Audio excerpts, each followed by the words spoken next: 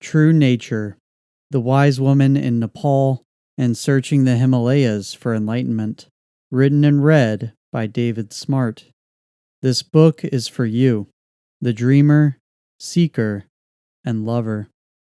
A quote: As a mighty flood sweeps away the sleeping village, so death carries away the person of distracted mind who only plucks the flowers of pleasure. Dhammapada, verse 47. Chapter 1. Arrival. Her eyes pull me into her. We kiss. Warm sensations flood my body as our lips touch. I run my hands across her breasts. Her skin is soft and smooth and real, as if nothing had ever split us apart. After, I collapse into her arms. Raindrops pelt the window pane, and winds sweep through the city streets. I hold her and tell her I love her. She smiles and whispers something to me. What? I ask. I can't hear anything. Not the sound of my own voice, not the rain, not the thunder. Her lips move again, her eyebrows knit together, and her face twists into a grimace. And then the floor crumbles beneath me. I reach out for her, but it's too late. Down I go, further and further into a deep, dark abyss, all the way to the bottom. The cabin shakes as our plane touches down, and I wake up covered in sweat. I exhale deeply, grab my backpack, and lift myself up. After 24 hours in coach, my mind feels like a blur, and my legs like wooden planks. But I shake them out and follow Bradley toward the exit. It's an early spring day, and a thick humidity washes over me as I make my way down onto the tarmac. Why is it so hot here? I imagined Kathmandu as sharing the Himalayas' cold mountaintop climate, a crisp, magical snowfall blanketing the ground. Instead, I gaze up to an overcast sky, shrouding the sun, and a fog covering the horizon. The Himalayas must be out there somewhere. I blink hard, trying to shake myself from the dream, but everything remains the same. I look over at Bradley and manage a smile. We made it. Bradley squeezes my shoulder and grins. We sure did, brother. We follow the crowd of passengers into the brick building, then shuffle through the airport's hallways like zombies. Next! Bradley and I hand our passports to the immigration officer, a man with a blue cap, matching uniform, and bushy eyebrows. How many days you stay in Nepal? His gaze bears down on us, his bushy brows reaching out to grab me. 90, Bradley replies. The officer's eyes narrow. Long time. 90 days does seem like a long time to travel abroad in some sense, but it's only half the time we spent on the trail. I can't help but think we're in a race against time. Trekking? The officer asks. Yes, sir, Bradley says. And living with a spiritual teacher. We're here for enlightenment. The man stares at us blankly. His mind seems to weigh the importance of this information. Next. He stamps our visas and waves us through unceremoniously. As we take the hallway to security, Bradley turns to me. Hey, not everyone's gonna get it. Yeah, I guess not. Few people seem to care about enlightenment these days. My interest only developed within the last 3 years, shortly after the trail.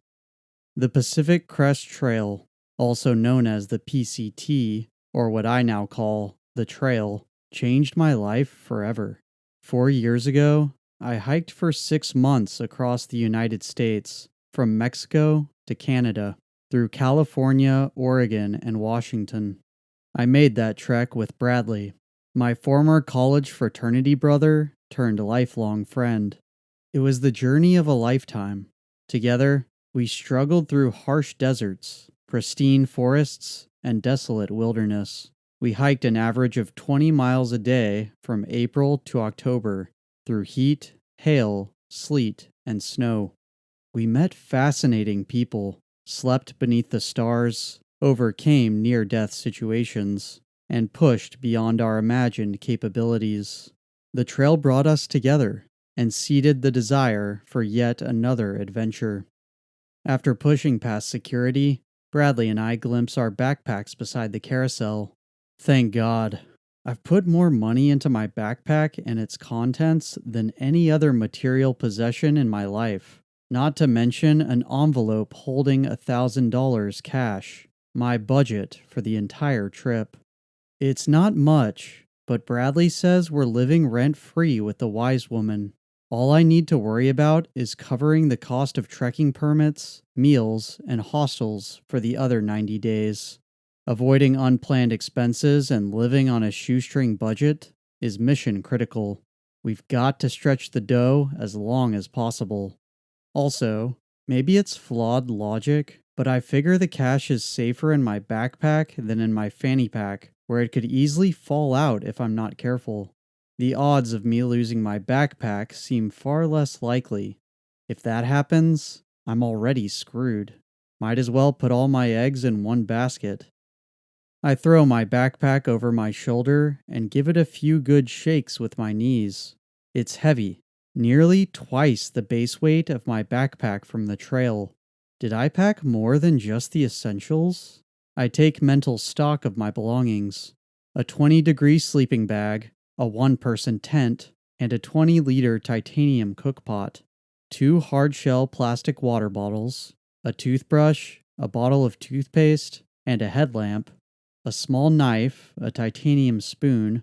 I've got the clothes on my back, the sandals on my feet, a rain jacket, down jacket, 3 changes of clothes, and a brand new pair of trail runners. Bradley and I started hiking the PCT barefoot, and I'm not making that mistake again. It doesn't seem like much, but the little things add up. The added weight must be from my thinking international travel necessitates a larger wardrobe. Now, I'm already regretting those extra clothes. After stopping by the currency exchange, we walk outside. A familiar humid air descends upon us, as does a swarm of tour guides, hoteliers, and taxi drivers. Taxi! Hotel! Taxi! I'll handle this, Bradley says. Mind seeing what that hostel was called? Yeah, I'll look it up. I shrug off my backpack, slide down a brick wall, and connect my phone to the airport's Wi-Fi. An old friend from the trail had recently visited Kathmandu. Where did he recommend we stay again? As I search for his message, I wonder, why didn't Bradley and I book a hostel in advance? Come to think of it, we don't have any concrete plans for this trip. I suppose it's because we've been through hell and back together. We'd hiked across the United States, escaped blizzards, nearly died of dehydration in the middle of the desert, and pushed for 30-mile days to finish the trail. Accomplishments I never thought possible for myself in this lifetime. Walking across the country in the face of such challenges reinforced our confidence to problem solve, brought greater meaning to our hike, and brought us closer together. By this point, we're like brothers. The need for plans or itineraries is trivial compared to our previous challenges, and even takes away from the opportunity for potentially magical scenarios. We know what's important. The details are superficial. As the thought completes itself, I find my answer. Check out Zostel, my hiker friend had messaged me. Zostel, that's the one. A bit of a ridiculous name, though. Hostel Zostel? Sounds less like a hostel and more like a Dr. Seuss allegory about a hippie's utopian commune. I shoulder my backpack and join Bradley in the street as he tosses his own backpack into the trunk of a yellow cab. For being such a tall guy, he must figure he can carry a heavier pack, because his is nearly twice the size of mine and takes up nearly the entire trunk. I begin the process of shoving mine in, too. "This is our guy," Bradley says. "Did you find us a place?" "Yeah. How much for the ride?" "Cheapest I could get him was 50 rupees. "That's it? Isn't that less than $1? Bradley smiles and slaps me on the back. "I told you I'd handle it, didn't I?" I slam the trunk closed, then nod. I guess our money might last in a place like this after all. The moment we hop into the back seat, a man wearing sunglasses slides into the front passenger's seat. He introduces himself as our guide. We didn't ask for this service, but he speaks decent English. Maybe he knows something we don't. The man drops his sunglasses to the bridge of his nose and gazes through the rear view. Where do you want to go? Zostel, I say. Hostel Zostel? The guide relays the request to our driver, and the two discuss in Nepali. When we pull out from the parking lot, I scramble for my non-existent seatbelt. Don't worry, the guide says. Driving is no problem. I'll soon realize he's lied to me, but for now, the ride isn't too bad. A long stretch of highway carries us over a hill, revealing a city sprawling across a wide valley beneath a hazy sky. Kathmandu Valley. The hive of civilization appears unending. Building after building stretches over an uneven landscape, settled in a smog like the bottom of a murky pool. We dip into the valley, passing worn-down buildings, shanties, and under-construction shops lining the road. Where the dirt road widens, we're thrust into the throng of downtown traffic. I stare wide-eyed out the windshield as a flurry of motorcycles, mopeds, and scooters weave frantically around us. Beeping horns, sputtering tailpipes, and revving engines clog the streets. Sounds so loud that they feel as if they're coming from inside my skull. Our driver slams on the brakes, and I clench my teeth. A motorbike narrowly slides in front of our bumper, then disappears into the mass of motor vehicles ahead, as if nothing had even happened. Everything is disorienting. Driving on the left side of the road, the complete lack of stoplights, signals, and street signs. I have no idea if we're heading in the right direction, and if laws apply to the roads, they appear to be more like suggestions. I roll down my window to get a grip on what's going on, but when a putrid smog pours into the vehicle, I roll it back up. The foul air stings my eyes. Pollution, the guide says, glancing through the rear view. In last 5 years, lots of pollution. So many vehicles. Ah, I reply. That explains the hazy skies. It's the pollution, not my dream world bleeding into reality. Bradley shakes his head as he gazes out at the smog. It's a good thing we shouldn't be here for too long. As soon as we nail down our trekking plans, we can head out and meet Sajana in Pokhara. Pokhara's supposed to be a smaller city, so hopefully, less of all this nonsense. Air much better in Pokhara, echoes the guide. How about the Himalayas? Bradley asks, leaning forward and pointing into the haze. How's that air? Very pure, very fresh, no pollution. Bradley sinks back into his seat and grins. I can almost smell it from here. His sarcasm is dead on. Even though we must be surrounded by the Himalayas, this foreign, lawless city is a purgatory between one world and the next. Kathmandu feels 1,000,000 miles away from that pure Himalayan air. I lose myself to staring at the passing motorbikes when our taxi turns into an alleyway and stops before a gated building with a marble facade. It looks like a hotel, and one that's way beyond our price range. This nice hostel, the guide says. You go inside and see? Is this Zostel? Bradley asks. No, but very nice. You come and see? Bradley and I exchange glances. Nah. Bradley reaches into his fanny pack and hands over some rupees. Which way to Zostel? The driver points down the street. Take care. Bradley exits the cab and shuts the door. The two of us haul our backpacks out of the trunk. What was that about? I ask. Why'd they bring us here? Who knows? Maybe he knows the guy who owns the place. That's the thing about guides, man. You really have to find the right one if you want to get to where you're going. Bradley slams the tailgate shut and the cab disappears into the swarm of traffic. As we head down the sidewalk, I guess we're our own guides now. Need money for the cab? I ask. Nah, just get the next one.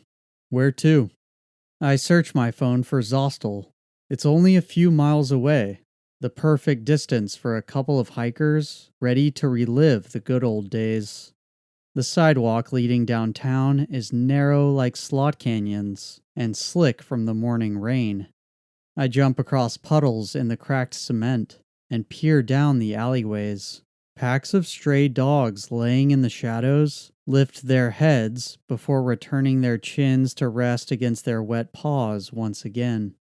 We soon come to a congested four-way intersection. Droves of motorcycles whiz by. My shoulders tense as I search for traffic lights or signs to aid our crossing. Now, Bradley blurts. So much for that plan. We leap off the curb and make a run for the other side, my backpack bobbing up and down and slamming against my back. My heart thunders inside my ears, drowning out the approaching honks. As I leap over the curb onto the other side, a fresh wave of traffic closes in behind us. I catch my breath as the street stretches past a traffic blockade into a flashy, well-paved district. It's a twisting alleyway thick with wayfaring backpackers, dingy tattoo parlors, massage joints, restaurants, and gift shops. An entirely different realm from the worn-down buildings at the outskirts of town.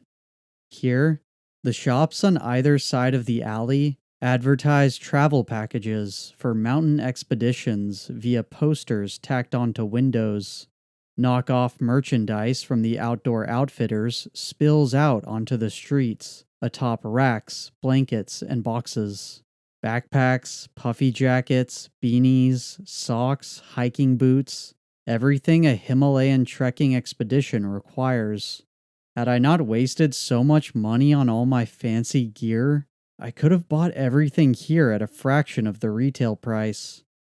A crowd of hippies, nomads, and vagabonds of all ages walk by wearing zip-off pants, trail runners, and huge backpacks. Middle-aged parents hold the hands of their kids. An elderly couple spends their retirement money. The younger couples our age are probably here to seal the deal. Two women walking in front of us speak English, but instead of sparking up conversation with them, I opt to revel in the foreign atmosphere. A part of me misses the shanties, slightly disturbed to have flown halfway across the world, only to wander into the most touristy and inauthentic part of town. Just past another flashy tattoo parlor, Bradley stops and stares down a dark, stone-walled alleyway. Hostel Yog, he says with curiosity, reading the shadowed, wood-burned signage hung up on the wall. Let's check it out. I scratch my beard and study the sign's decorative peace signs, yin-yangs, and flowers. The place is undoubtedly infested with fellow hippies. Wait, I say, but what about Zostel? We're here, bro. Let's give it a shot. As Bradley turns down the brick-walled alleyway, I sigh. If we're here, we might as well check it out. A change of plans can't be the worst thing to happen to us. So I take off after him, dashing down the alley and following him into the shadows.